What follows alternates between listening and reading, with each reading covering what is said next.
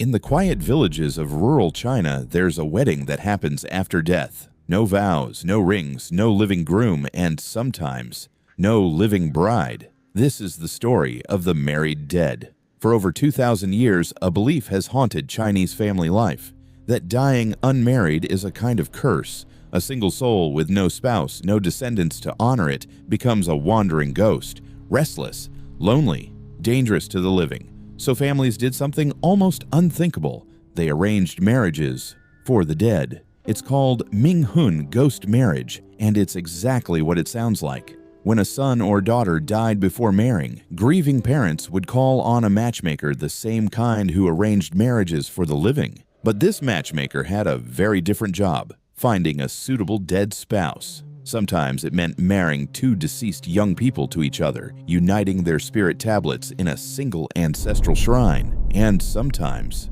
it meant something far darker: families exhuming the bodies of the recently deceased to be buried side by side, a wedding sealed underground. The living even played roles in the ceremony. Stand-ins carried the bride or groom in processions. Feasts were held. Paper money was burned. To any outsider watching, it looked exactly like a real wedding, except two of the guests were coffins. This wasn't seen as morbid. It was an act of love and of duty.